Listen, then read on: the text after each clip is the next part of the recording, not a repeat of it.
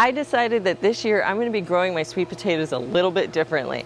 I still have some sweet potatoes that are going to go in a raised bed, and then I have these sweet potatoes here that are going in the GreenStalk. I want to test out which of these sweet potatoes are going to produce the most with the least amount of effort. So now I'm going to show you how I plant these to get the best possible outcome. The first step to growing sweet potatoes is to create sweet potato slips. So the easiest way I have found to create them is to take sweet potatoes from your previous harvest and lay them on their side in the beds. Fill them halfway up with dirt. Give it about 4 to 8 weeks and you'll start to see the slips coming off of the sweet potatoes.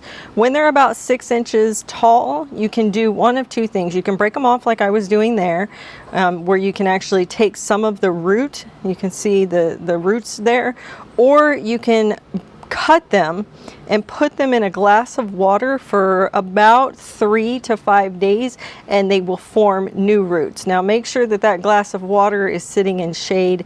You don't want them to wilt, and so by putting them in a glass of water in shade, they'll have time to form their roots without the green leaves wilting. This is the way that I did it this year, and I think I'm probably going to continue to do it this way. And that's just basically where I clip as close to the sweet potato without breaking it off the sweet potato. And the reason why I liked this so much this year is because I could cut it and it would grow the new slips much faster instead of having to create new pathways to those slips on the sweet potato. They actually just regrew on the same sprout. So I got my slips a lot faster this way, so I'll definitely do that. I also had a few of them get away from me and grow much larger than 6 inches, and you can take those and clip them in half and put them in a glass of water and those will root as well. So once you place them in the glass of water, make sure to keep an eye on them because they will absorb that water very, very quickly. And so you might have to refill them within that 3 to 5 day period. You're going to wait until you start to see a lot of roots. You can see right there, I have quite a bit of roots on the bottom of that slip right there.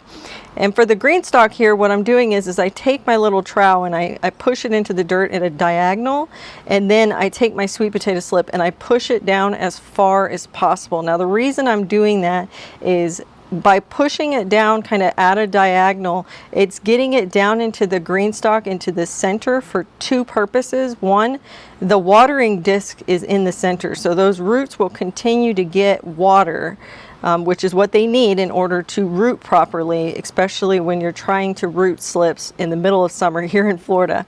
So having them underneath that disc is going to give them the best chances of living. Now I did this in a couple different stages. I did the bottom tier first, and then I had to wait about a week for the next set of slips to come through.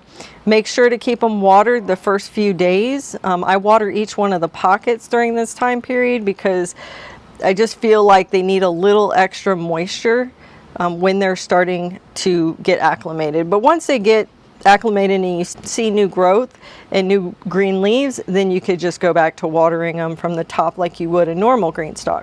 Here's my second round. And you can see I left these a little bit longer. The last ones I left in the water cup for about 3 days. These I left in the water cup for about 7. So you can see that there is quite a bit of roots on these. That is no problem. They like this. It's going to help them do better faster. And I actually saw these take root a lot better than my previous ones. Now they all did fine, but these didn't struggle near as much. The second reason why you're going to want to really put them at that diagonal is, besides the water, is that they're going to be shaded. The shading is going to help keep those roots cooler, and so they're not going to be as stressed out. Now this is, once again, this is a very heat-loving plant, so once they get established, once they start creating new leaves, it's really not an issue anymore if they get warm. But while they're transplanting, while we're putting them in the GreenStalk right now, they can act like they're having struggles. They're gonna look wilty, they're gonna look sad, but just make sure that you keep watering them, and within about a week they're gonna perk up and they're gonna do a lot better. Now while I did fill this GreenStalk completely full with sweet potato slips, my plan is to use those green supports that you see wrapping around the GreenStalk there to manage the vines. In the past, I have planted my sweet potatoes in my raised beds and I have let the vines just do whatever they wanted. And a lot of the times that meant that the vines rooted along the bed. And I feel like that might be making some of my sweet potatoes rather small.